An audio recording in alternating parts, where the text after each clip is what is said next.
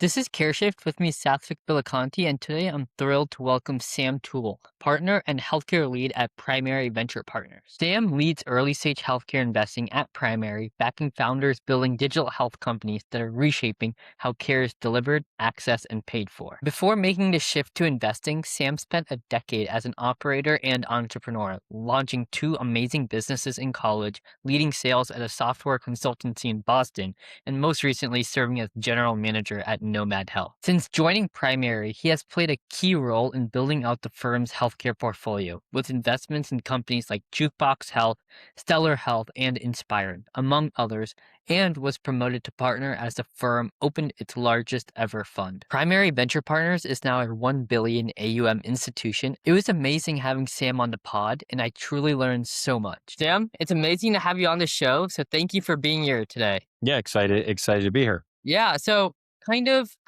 I did my research on you as a podcaster. You're kind of like a professional stalker a little bit. And I saw that you started two businesses in college. I wanted to kind of learn about what those were. One of them was surf school. Thought it was super cool to kind of unravel what that was about. Another one was in e-commerce. Before kind of jumping in, what was the kind of process of starting these companies in college at such a quote unquote young age, and kind of seeing how that operator experience took you into VC? Yeah. So I have a really non-traditional path into VC. I was born and raised in Massachusetts. I grew up on an island. I was just a surfer. I have been since I was 10. I still surf today. I live about 10 minutes from the beach these days. And in high school, I used to teach surf lessons. I used to landscape and teach surf lessons. And as I got into college, myself and a friend of mine said, well, we could do all these sort of like internship type things and to do that, but like I really prefer to go surfing when I can. And the guy that I used to teach surf lessons for back in the day, he basically was like, "Oh, I'm going to sell the business. Do you want to buy it?" I said, "No, I don't want to, but like I'll buy a bunch of your old surfboards and wetsuits."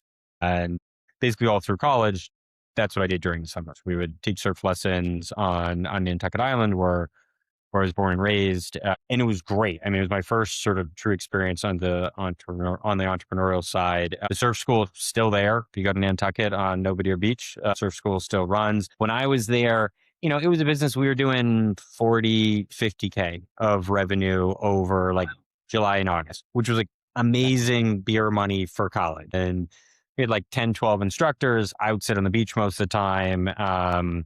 Whenever the waves were good, I get to surf a ton. It was all cash. It was like a really good experience on the like initial like one. We used to talk about this, like the idea of like cold calling. It was like cold walking up to people on the beach, trying to convince them to be like take surf lessons, or give us their kids to give surf lessons to.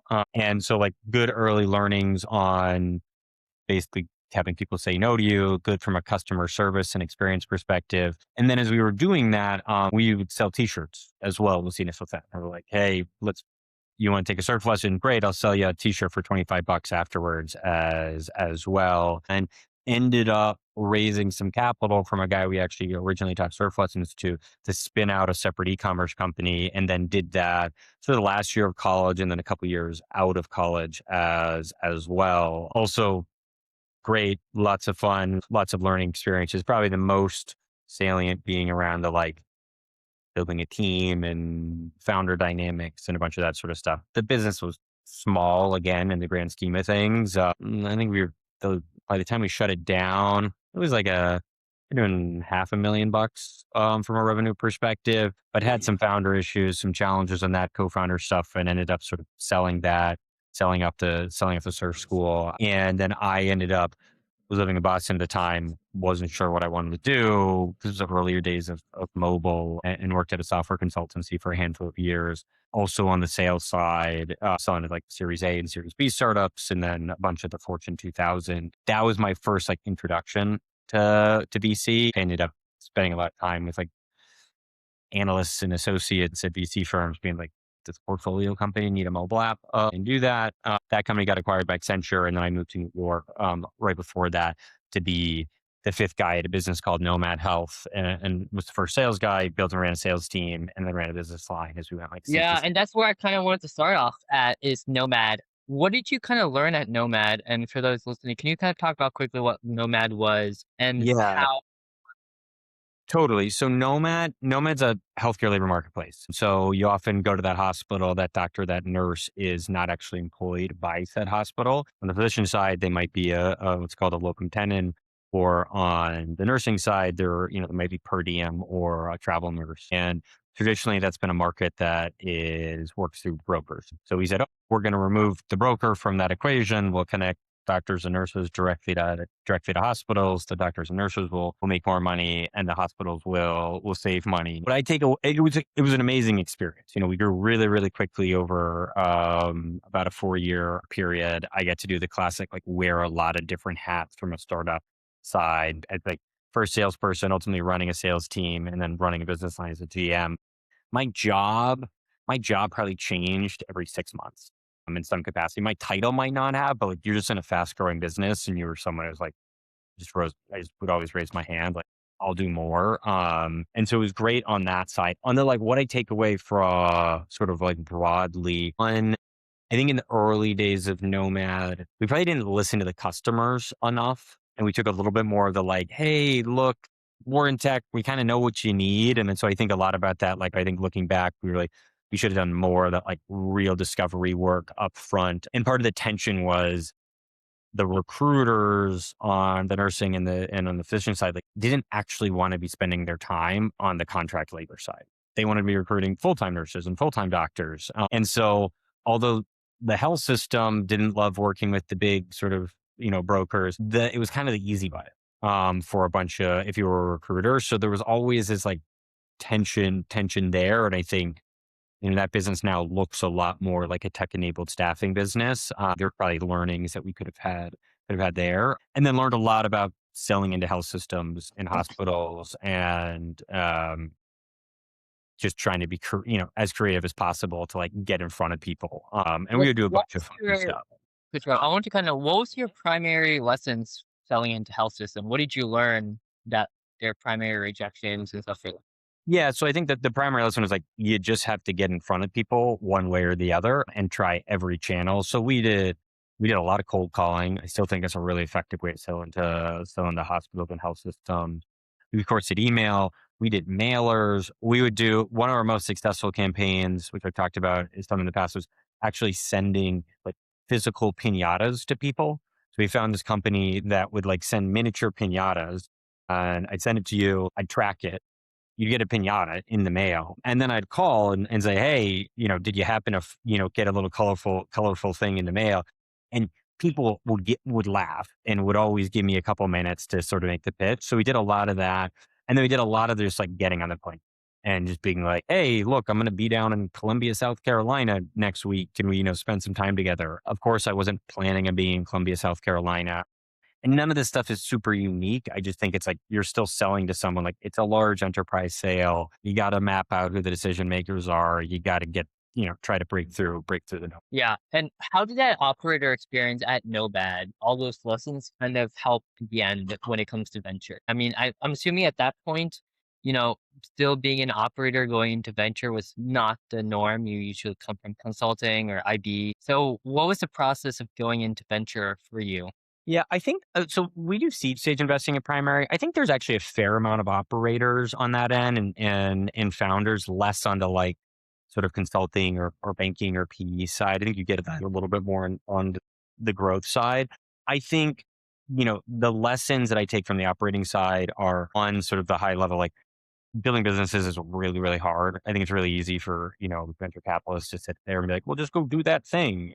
And it's really hard to go execute on that. So I think there's an empathy that I do, and I think across the whole firm at Primary, we think a lot about. And then I think it is also just some of those like lessons from like being in the trenches in some ways. Although I do think that can be a little bit dangerous to like continue to hark back on. Like the example I just gave was selling to hospitals.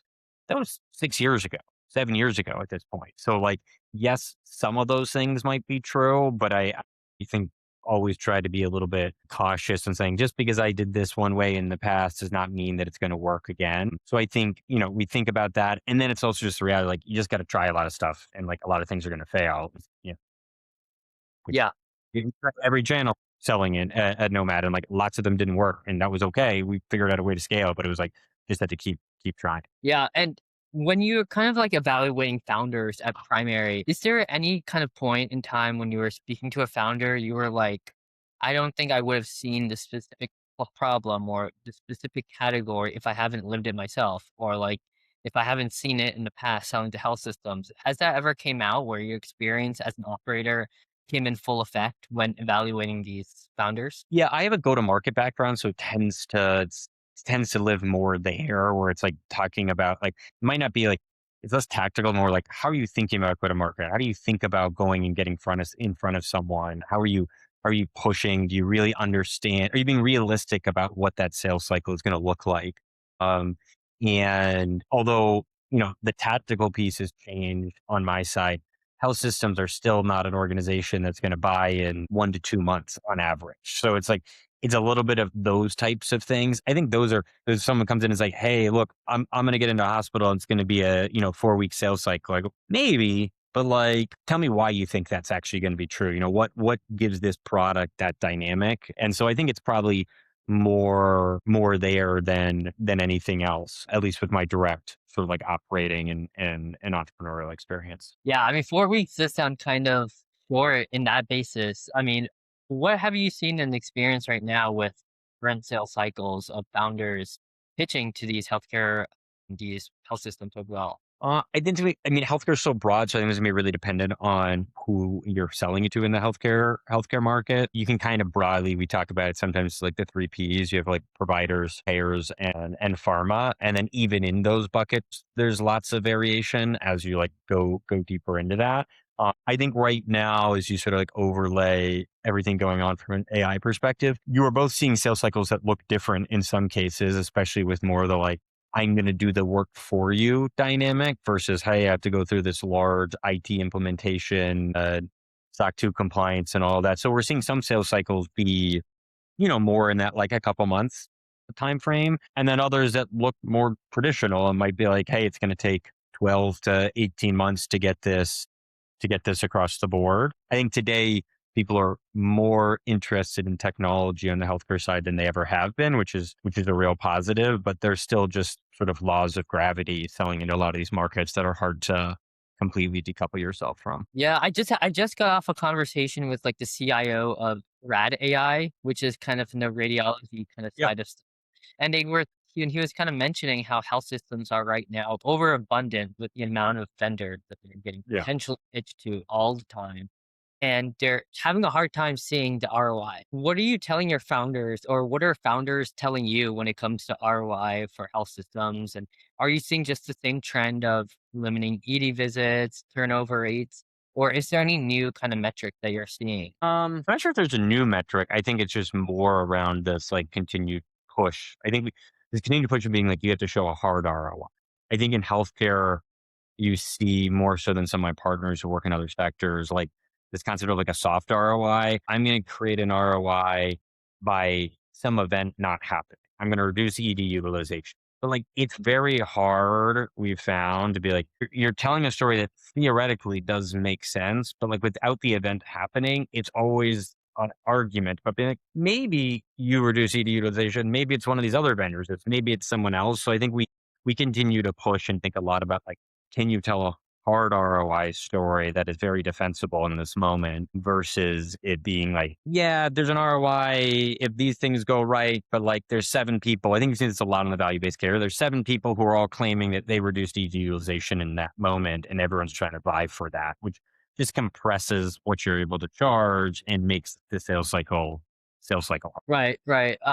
And what are those moats, defensible moats that you're seeing? I guess it kind of goes into the ROI specifically. They always say healthcare, you need to have a champion. You have potentially multiple. Is that a classic kind of theme that you're seeing your founders have as well? Like kind of going in with a good amount of people that can advocate for their company. On the go-to-market side, yeah, I think a lot of the sales are enterprise oriented. So you need to I need to map out the organization, need to have executive sponsorship and championship. Hopefully, I need to be able to, get the same level of excitement and agreement down the chain, whether it's, we have some businesses, an example, like You go in through the CEO is not going to be the end user, but you might go, hey, I'm going to get to them. I'm going to figure that out via the right channels. And then I'm going to use that person to navigate me down through the organization. You still have to win that person who's the end user. Times the CEO can say this is great. This is something we did a lot at Nomad, but one of the challenges going back to it, like we probably didn't listen to enough at that end user. We got a lot of excitement at the CEO level. We're going to save us a lot of money. I'm really excited about that.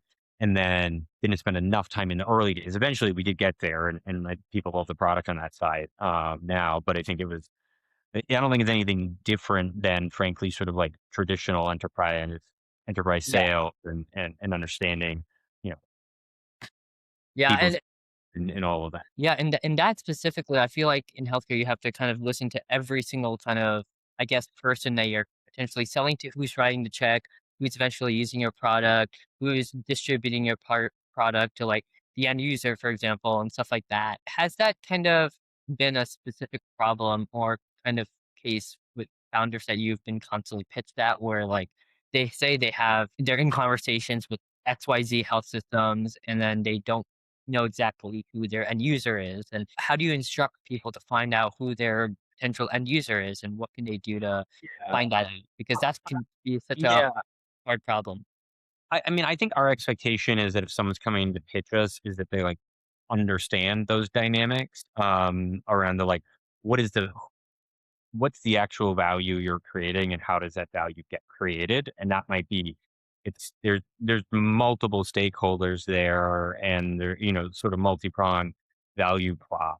But it's a pretty big red flag to us, frankly, if like someone is coming to pitch us at the early stage and we're going, all right, you know, how does this actually work? Have you spoken to the person who like is going to be living and breathing this? What's the behavior change you need to need to create? And someone goes, oh, I haven't had those conversations. And you're like, well, if the person's whose work you're changing is, a care manager and you don't deeply understand a care manager's workflow and their incentive structure and what they do, and you've only spoken to executives, that's generally a pretty quick pass for us in terms of like really deeply understanding both the market and the sort of value that you're delivering. Right. What if like and the biggest thing is like mostly you as a founder, you coming into a situation of like you know who to pitch to, but the end user could be potentially like a cardiology patient, like a patient who has MIs, or a patient who's on dialysis. Like I don't know where my tool can exactly kind of help them, and I don't know the exact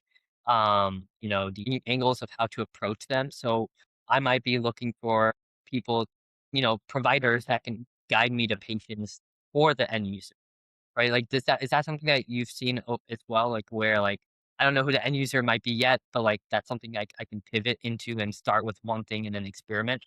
Yeah, no, I think our assumption is still our belief is like you have to have a point of view on that as you're coming into pitch and doing that. And you're like, I think it's one thing to say we think there's going to be value across different patient populations to do this. We've done a bunch of work and have a belief that, people on dialysis are going to get the most amount of value out of this. And this is why. It's a different thing. Okay, great. We're going to have to go through nephrologists to, get to those patients. We've got to deliver value to the nephrologist. We've got to deliver value to the patients and this sort of thing. Like our expectation is that even at the pre-seed or seed stage, like you have a point of view on what that is.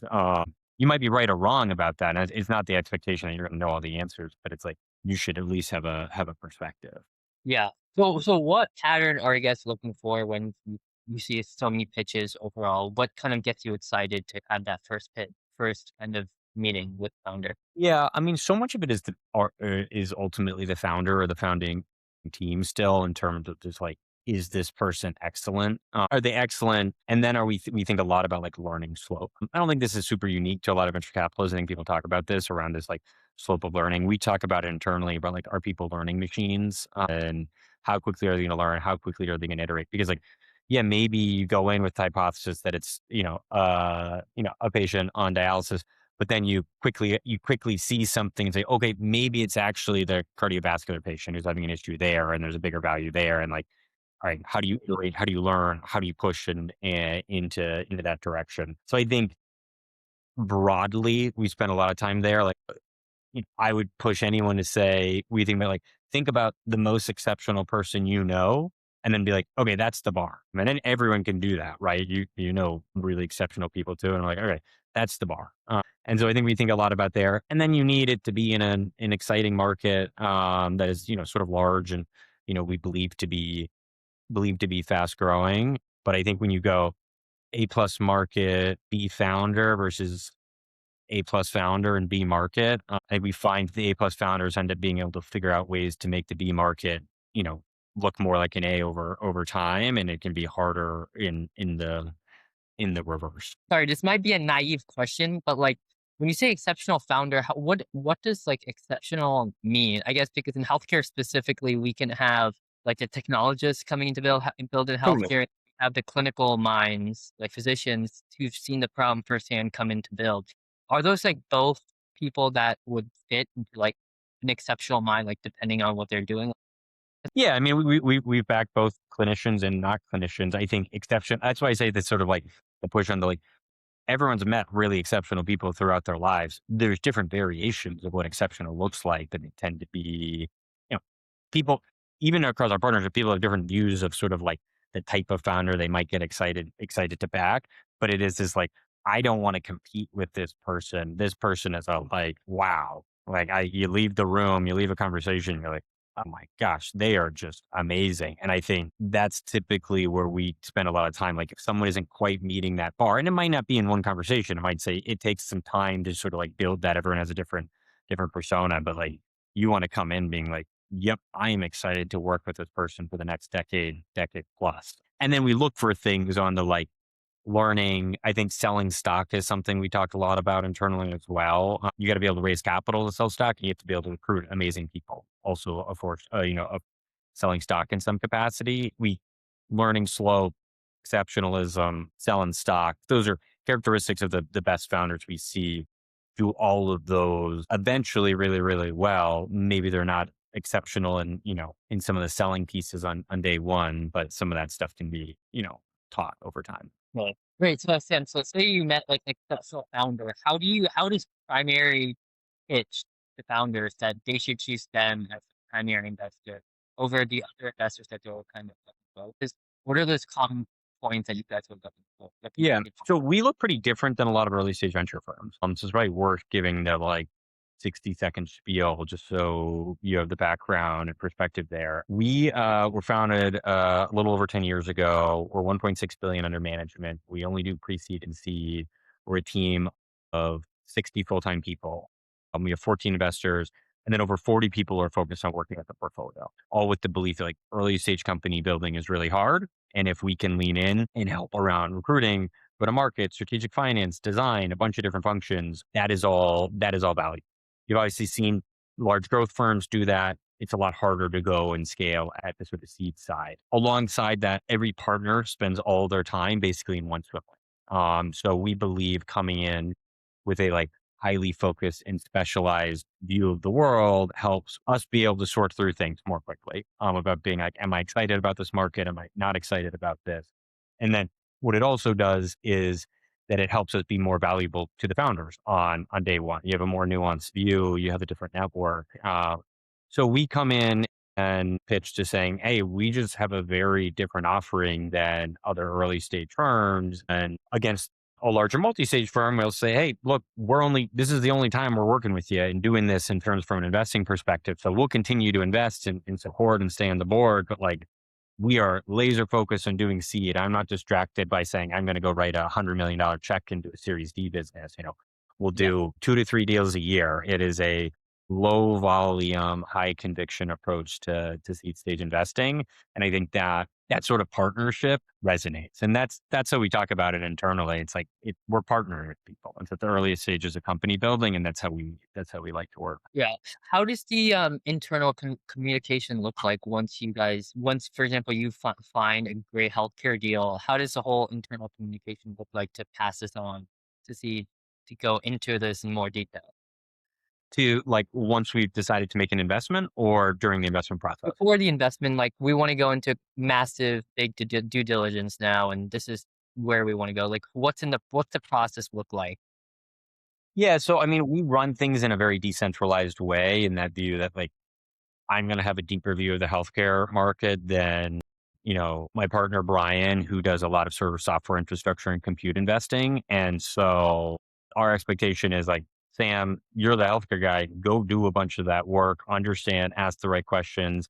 And we have a bunch of conversations with experts in the market and customers. We try to do that often, like put someone in front of a customer during a process. We spend a lot of time trying to get to know the person and the founder to like go to those points of being like, is this person truly exceptional? Are they excited? Are we excited to work with them? We back channel. We have conversations on that side, and then it all sort of culminates often in a sort of like full partner pitch, to saying, "Hey, come tell the story to everyone else," and then we have a conversation across the partnership, which is more of a what are the concerns that my partner might have here, but ultimately it is the check writer's decision and partner decision to saying like, do I want to make this investment or not? And we talk a lot about, if even if I might disagree with someone on my team, if they're saying I want to do this, we disagree and we commit, and then we're all on the same team, and want to make sure that business is successful, even if I might have Right. questions.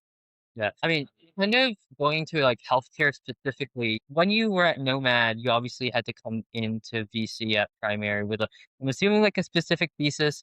What specific thesis or theses did you come in with when you were evaluating potential healthcare deals that Yeah. you keep with you now? And then what thesis has changed since the beginning of starting at primary? I don't remember exactly what the thesis Yeah. was that I pitched. I talked to a lot of VC firms. So like when I was going and having a conversation, what I was pitching and what it looked like always be a little bit different. At primary, I didn't spend all my time just doing healthcare investing. I spent a lot of my time, it was just broadly enterprise investing. So that was traditional sort of enterprise software, fintech, healthcare.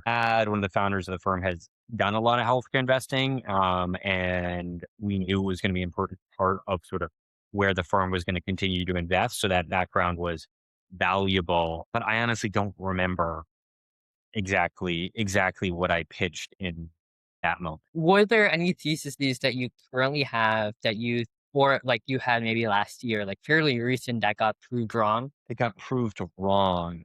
And that could be coming from like, founders that you've spoken to or maybe other investors that you've chatted with or operators. Many different things that you've potentially kind of seen so far.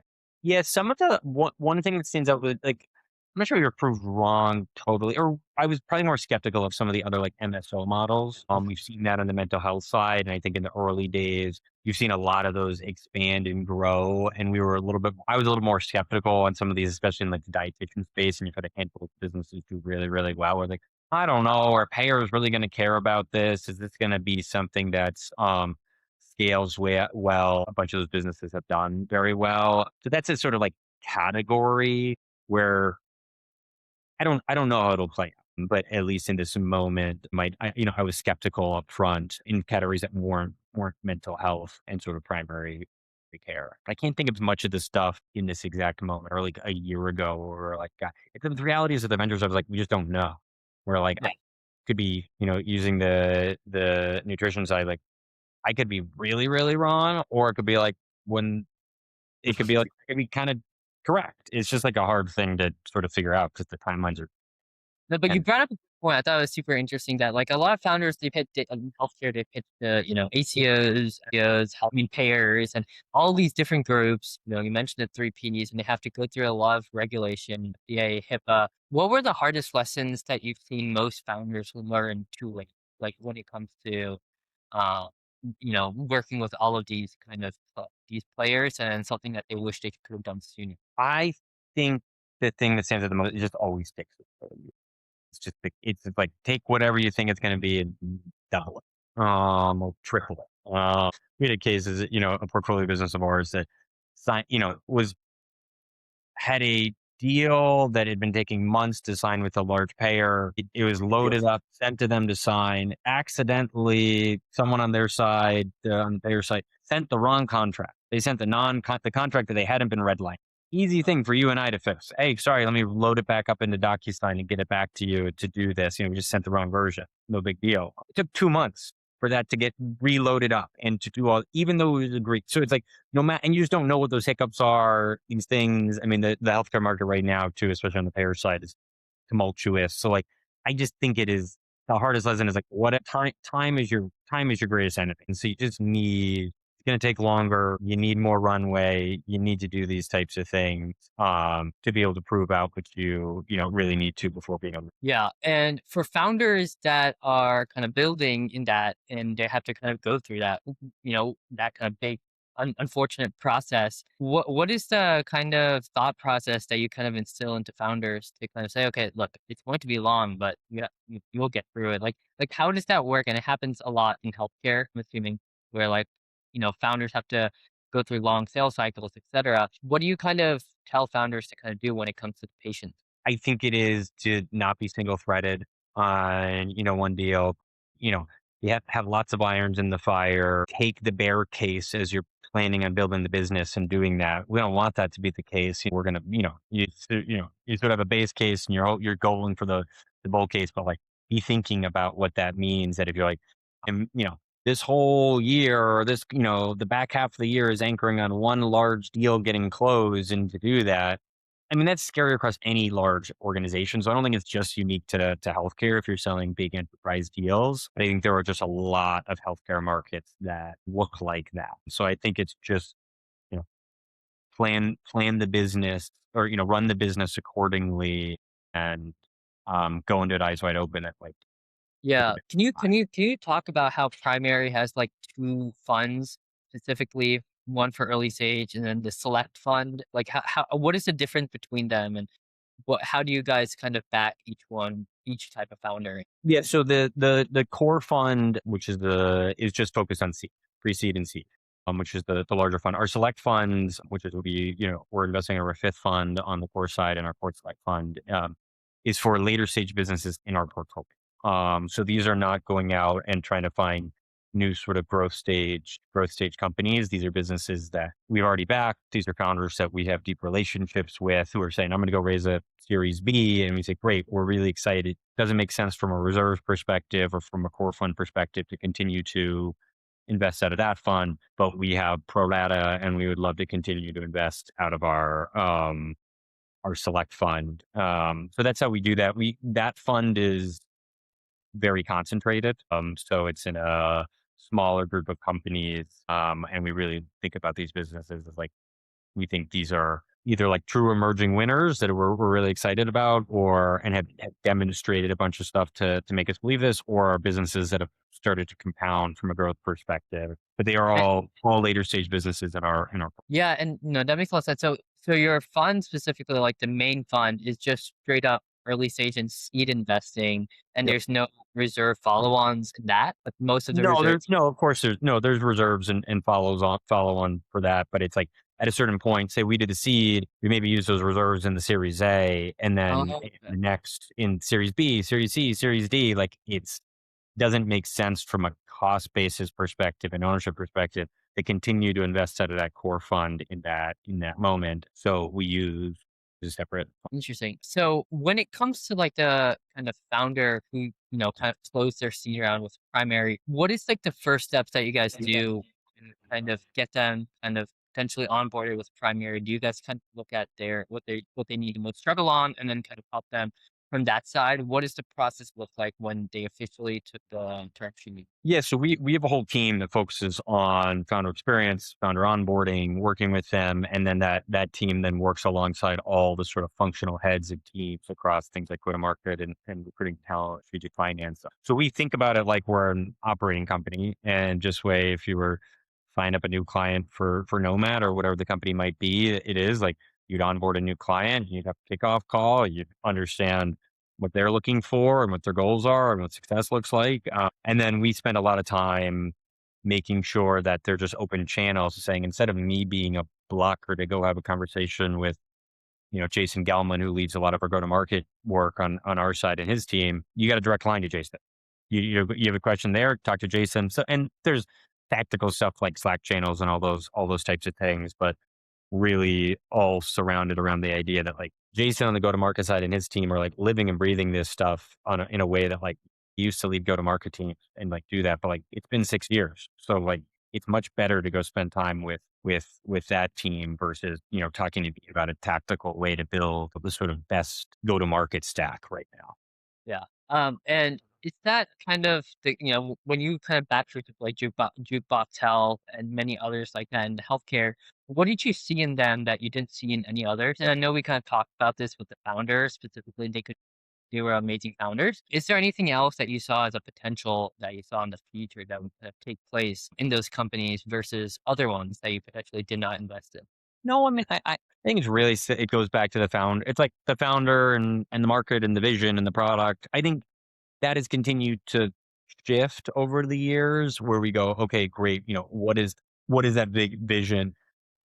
How audacious is it? What are they really shooting for? We're spending right now. I think in healthcare, you see there can be a challenge at times where like it is such a large market, but sometimes the problems that you're solving, you actually cut it, cut it, cut it, cut it, and you're like, it's actually a small market that you're sort of going after Yeah. and thinking about that. So we continue to spend a lot of time trying to be like, how big of a problem is this? And then I think a lot more about the like what gets me personally excited, and it's the like I want to make it so patients have access to better healthcare and providers can be better at their jobs and that sort of stuff. So solving this sort of like access and quality problems and all this sort of stuff. There are a lot of challenges in the US healthcare system right now. So there are a lot of opportunities for innovation. I'm more excited today than I ever have been to be investing in sort of early stage healthcare companies. Well, Yeah. we founders to be taking big swings, and we're just a venture capital business, so like that makes sense. As a firm, we need that.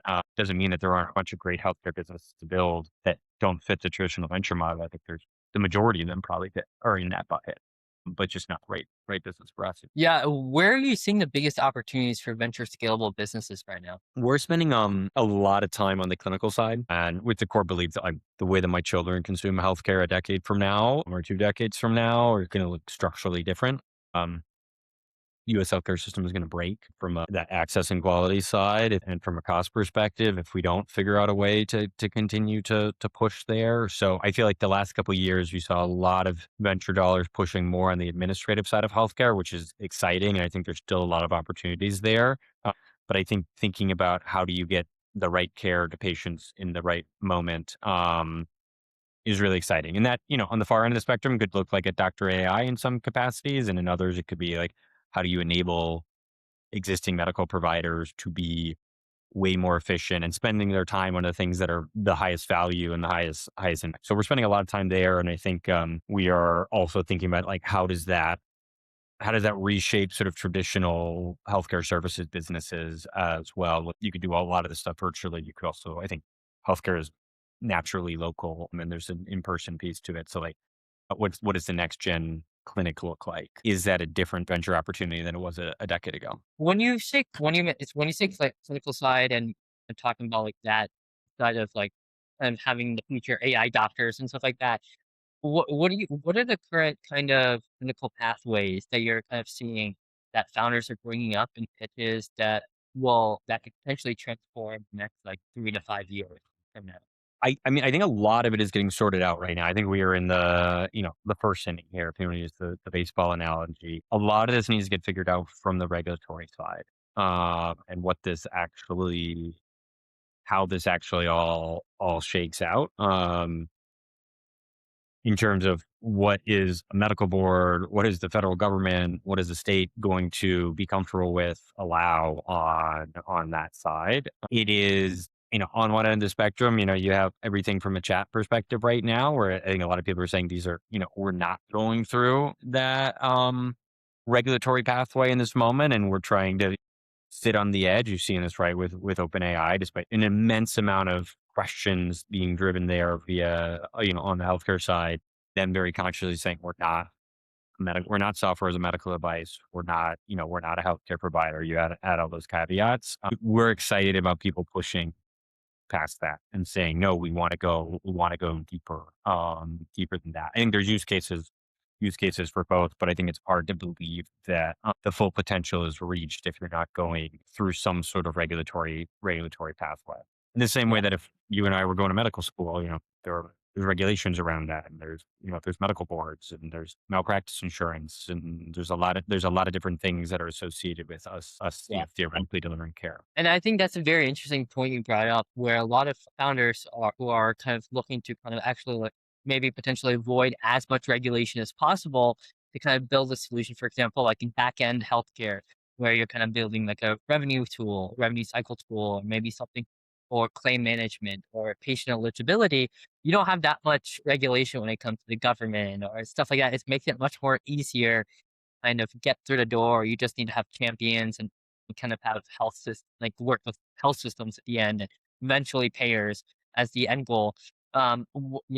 Is that something that you're seeing in pitches as well, where some like there's like as less regulation as possible, or maybe potentially founders not knowing their regulatory timeline, or maybe not even knowing it?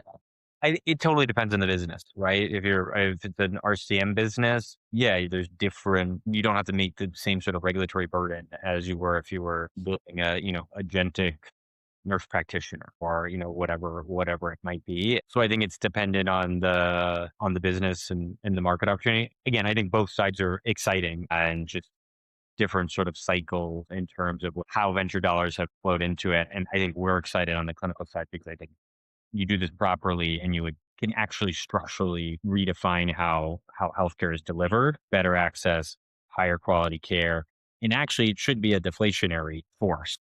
Chris Klump, who sort of second command at HHS, talks about this and has talked about this idea that like technology should actually be deflationary from a healthcare market perspective, and you should be able to provide technology that enables all of these things to work more efficiently, and the healthcare market should actually theoretically shrink in the US, which would be a good thing.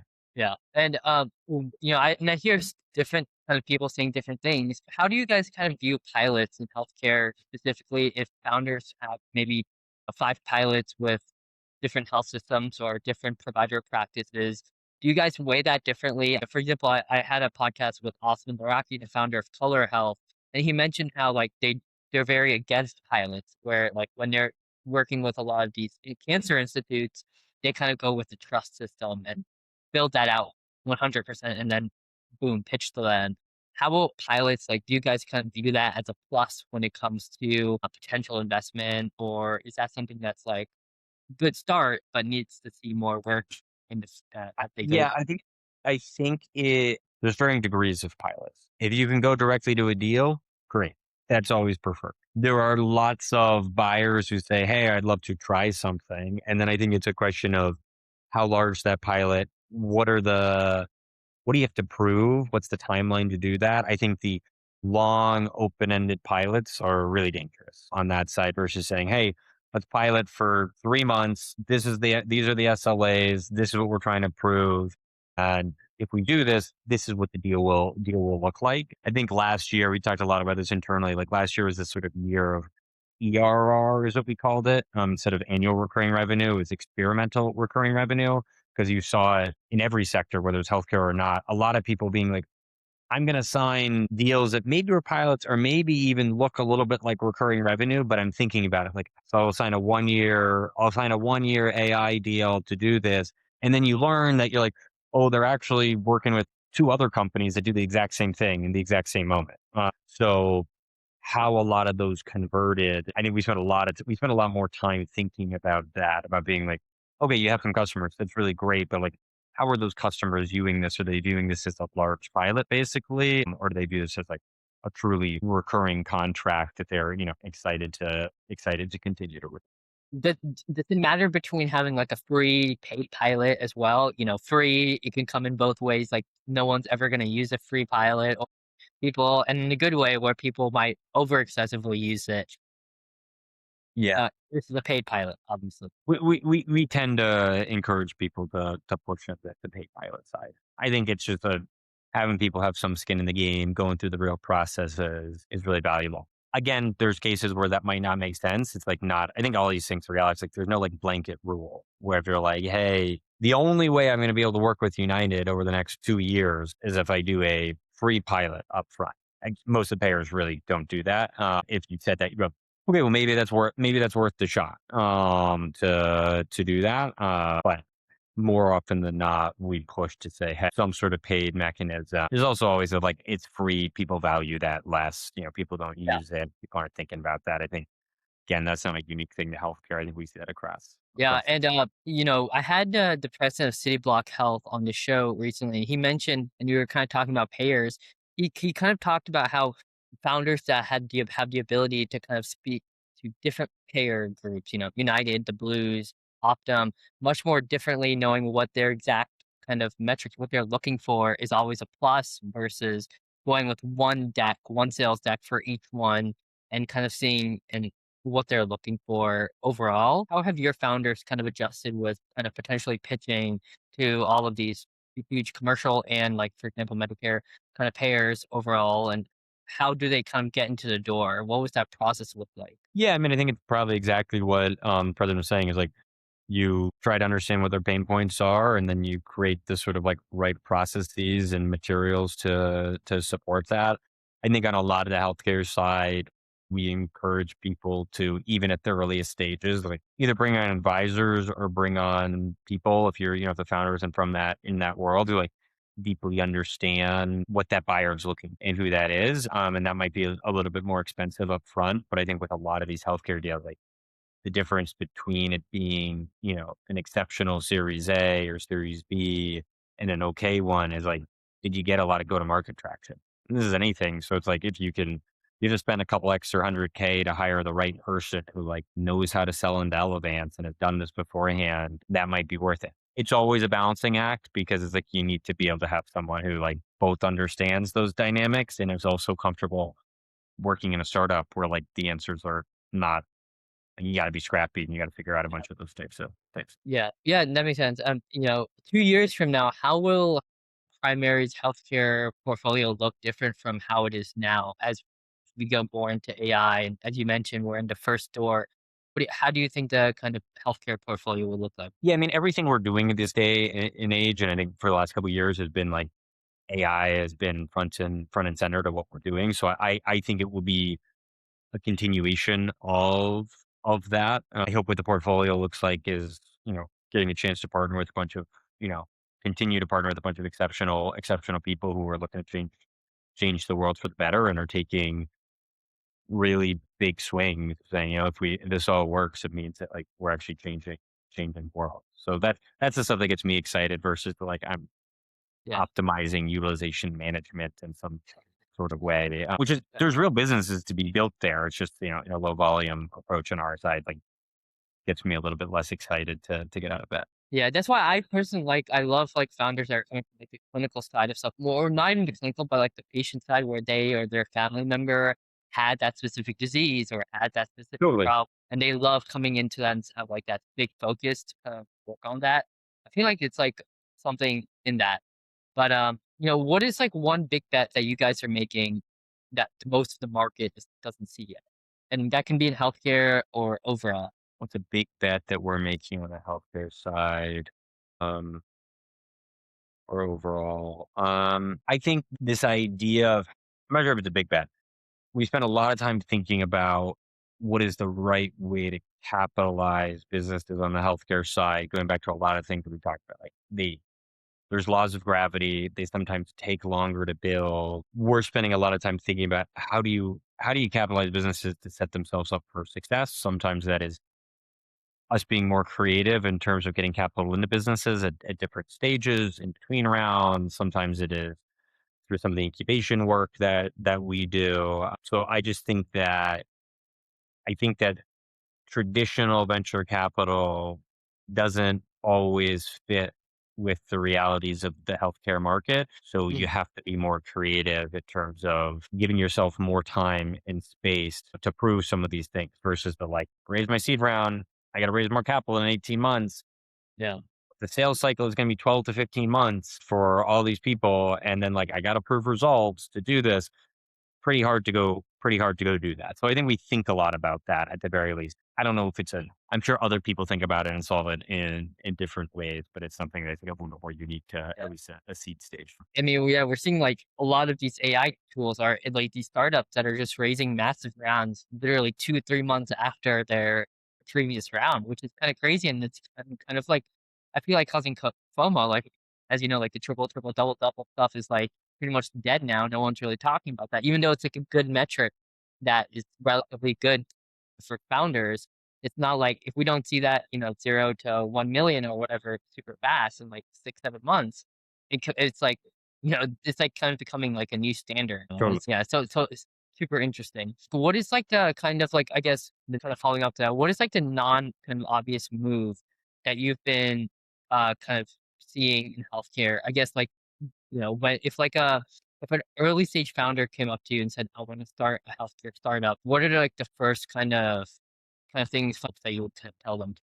The non-obvious move. What do you mean by like non-obvious in terms of the market or the team building It or can what? be overall, like, not like something like, okay, talk to customers, like, stuff like that, which is like, yeah, that makes sense. But, like, stuff that, like, okay, oh, dang, I didn't think of that, something like that, if that makes sense. I'm not sure if we've seen anything that's like particularly different or non-obvious in some ways. I think there's been more willingness and this sort of like forward deployed model, like really working with customers. But that was happening years ago. It's just been branded differently. I think VCs are more open to it. And so it gives people more of this idea that like, okay, great, I'm going to go work really deeply with a handful of customers, or even as Mm, I scale, like this is going to be part of the motion. But the idea of like creating value for customers, whether you're building it through an AI business or not, like the core principles still remain true. So I'm not sure there's a bunch of like non-obvious stuff that we've seen, or at least that I can think of. yeah. Okay, yeah, quick rapid fire here now, man. Are you ready?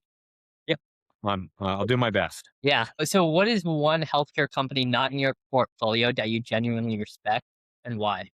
Gosh, there's so many. This is not rapid fire because now I'm trying to think about like what is the It will be a rapid fire in the edits. okay, yeah, okay, open evidence. What they've been doing and scaling and all of that, I think it's very exciting. Yeah. Biggest myth about what seed investors actually do for their portfolio companies. Actually, that they actually deliver value. Yeah. I think most venture capitalists don't. So this is a very interesting one that I was kind of thinking about is value-based care or fee for service. Which one do you think is going to still run US healthcare in like 2035 or 2040? I think fee for service has always run U.S. healthcare, and I hope that long term the idea of paying for value persists. Still a long way to go. Yeah. Best piece of advice, I guess, for a founder that changed how you invest. Like best piece of advice you got from a founder that kind of changed your investing stuff. That's a piece of advice that I've been from a founder. I don't have one exactly like that off the top of my head. Yeah, no worries. The healthcare sector, like what specific thesis or I mean, what specific sector in healthcare have you been proved wrong about the longest? Like you thought this was the exact way that healthcare was supposed to go, but you were like proven wrong. I think when you look at the data, you actually see a lot of the returns in healthcare aggregated around more traditional healthcare services, tech-enabled services businesses, despite it being, Yeah, sort of broadly out of vogue for many years. yeah.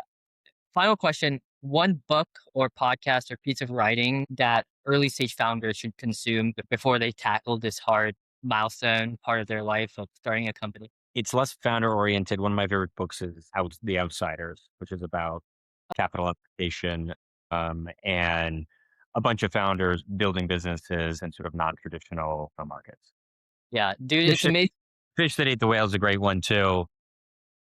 Yeah. Or on a fiction side, I was an English major in college. One of my favorite books, or more less founder oriented, is the Picture of Dorian Gray, which is a Yeah. great, Well, great. I remember reading Outsiders in high school. It was definitely a really interesting book.